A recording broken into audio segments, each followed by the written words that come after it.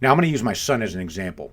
Now my son he's 14 Who, by years the way, old. let's say is actually producing this podcast. That's right. Dominic Olivito is his name. That's right. So Dominic has been working for a while now. He's compiled some money in the bank. I forgot what got us onto this topic, but we went on to a cool little tool, NerdWallet. NerdWallet, nerdwallet.com, has a financial calculator that says if I put you can kind of play with it. If I put $100 a month in savings, and let's say it's a stock market, and the stock market has returned, let's say 7% on average every year for the past 30 years. You can make it 10 if you do a little better. You can make it 4. You can play with it. So $100 a month. What if I did $400 a month, and what if I extended out 40 years or 50 years? What will that big pot of money turn into at the age of 50 years old? Right. So Dominic starts playing with it. Well, I'm making money now, and what if I save $300 a month, $200 a month?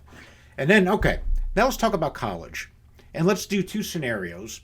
The kid that's 18 years old that wants to go to work right away and make X number of dollars versus the kid that's going to go to the conventional college, and he might not start earning money until he's 23 years old. But oh, by the way, he's going to graduate with $35,000 of debt. So let's go figure out what that's going to cost him. And then let's compare both kids at 50 years old and who's better off. And when you start working those numbers and using basic assumptions, it is staggering the outcome. So for example, if I were to tell you, let's just say I'm rich and I've got $300,000 burning a hole in my pocket, and I can give it to Junior to go to Northeastern University or any private school, any high expensive school. Mm-hmm. That's one option. I can spend that money.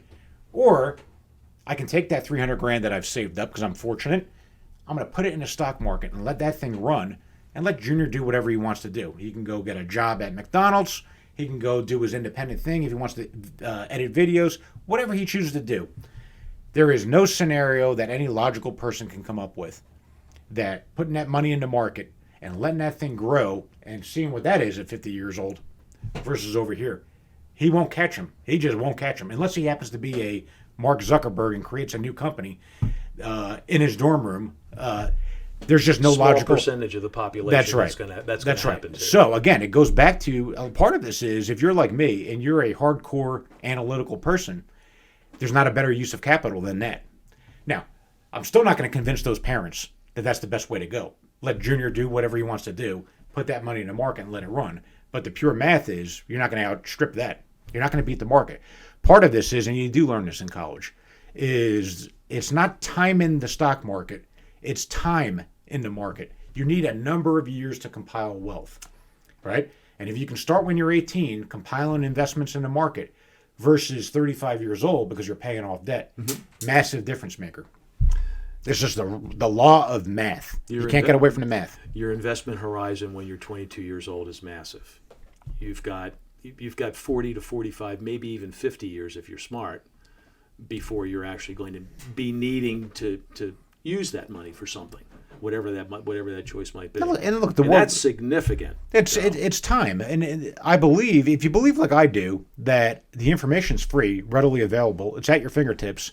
The question is, will anyone give you a job if you want to get a job? Well, Google's hiring right now, and they're dropping the mandatory degree. There's a lot of corporations are dropping mandatory degree requirements.